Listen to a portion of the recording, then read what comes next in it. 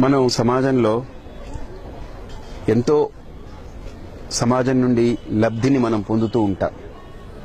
మళ్ళీ తిరిగి ఆ సమాజానికి ఏదో చేయాలనుకునేటువంటి వాళ్ళు చాలా అధిక సంఖ్యలో ఇప్పుడు వృద్ధి చెందుతున్నారు. మనం చనిపోయే లోపు ఏదో మంచి చేయాలని. కానీ చాలామంది ఆ మంచి ఎలా చేయాలి, ఏం చేయాలి, ఎవరి ద్వారా చేయాలి, ఎలా చేస్తే బాగుంటుందనే అవగాహన కోసం పాపం కింద మీద పడుతుంటారు. నా విజ్ఞప్తి, ఈ ఎండాకాలం మనం చలివేంద్రం పెట్టుకుంటాము, చాలా మందికి చల్లటి నీళ్లు ఇస్తాము, మజ్జిగ పోస్తాము. మనుషులు నోరుండి అడిగి తాగగలరు, కొనుక్కొని తాగుతారు, ఎక్కడికో వెళ్ళి తెచ్చుకోగలరు. కానీ ఆవులకి నోరు లేవు. మనకు చల్లని మజ్జిగ ఇచ్చేది ఆవు, మనకు చల్లటి పెరుగు ఇచ్చేది ఆవు, వెన్న, నెయ్యి, పాలు అన్నీ ఇచ్చేది ఆవు. కానీ వాటికి దప్పికకి అల్లల్లాడుతుంటాయి. పక్షులు దప్పికకి అల్లల్లాడుతుంటాయి.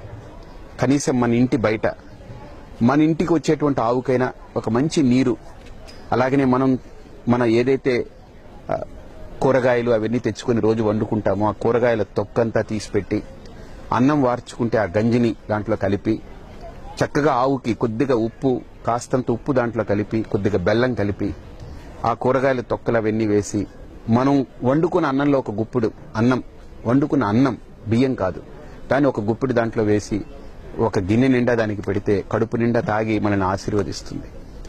మూగజీవి ఎక్కడికి వెళ్ళి అడగలేదు. మన బాధ్యత, మనతో పాటు బ్రతికే ఆ మూగజీవాలకు కాస్తంత మనం చేయడం మన కనీస ధర్మం. తప్పకుండా అది చేయండి. గొప్ప సేవ అది, మన చేతనైన సేవ. తప్పకుండా అది చేసి తరించండి.